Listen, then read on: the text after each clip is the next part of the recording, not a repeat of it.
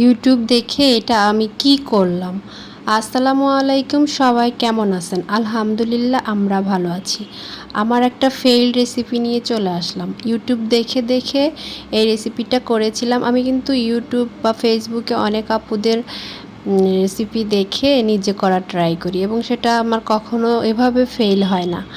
তো আপনারাও দেখেন, দেখে আপনারাও একবার বাসায় ট্রাই করেন, দেখেন আমার মতো ফেইলর হন নাকি সাকসেস হন। তবে যে আপুর ভিডিওটা দেখেছি ওনার এই রান্নাটা করতে আমার মনে হয়নি যে উনি কোনোভাবে ফেইলর হয়েছেন। এত সুন্দরভাবে করেছেন, আমারটা কেন হয়নি আমি বুঝতে পারলাম না। যাই হোক, প্রথমে আমি ঘরে থাকা 3টা করলা নিয়ে এটাকে একটু চিকন চিকন করে আপনি ছুরি দিয়ে পারেন বা বটি দিয়ে পারেন কেটে নেবেন। তারপরে হচ্ছে 2 রকমের সরিষা, মরিচ, পেঁয়াজ আর লবণ দিয়ে একটা মশলা আমি পাটায় বেটে নিয়েছি। আপু পাটায় বেটে করেছে, তাই আমি পাটায় বেটে নিয়েছি। আপনারা চাইলে ব্লেন্ড করে নিতে পারেন। তারপরে আগে থেকে কেটে যে করলাগুলো সেগুলোকে হলুদ লবণ মেখে রেখেছিলাম, সেগুলোর গায়ে এই মশলাটাও মেখে দিব। আস্তে আস্তে করে মশলাটা মেখে দিব। আর এগুলো যেভাবে চিকন চিকন করে কেটেছি ওইভাবেই যেন থাকে আর কি।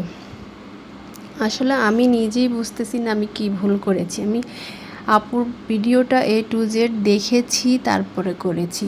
কিন্তু আপুর করলার ভাজাটা এত সুন্দর হয়েছে, আসলেও কিন্তু খেতে ইচ্ছে করবে। কিন্তু আমারটা কেন জানি মশলাটা সব ছেড়ে দিয়েছে।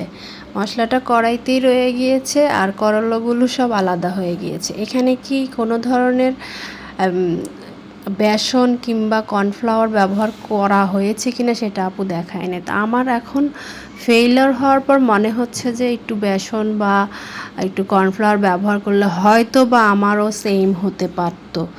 তো আমার ফেইলিওর রেসিপিটা আপনাদের সাথে শেয়ার করে ফেললাম। আজ তাহলে এই পর্যন্তই। সবাই ভালো থাকবেন, সুস্থ থাকবেন। আল্লাহ হাফেজ।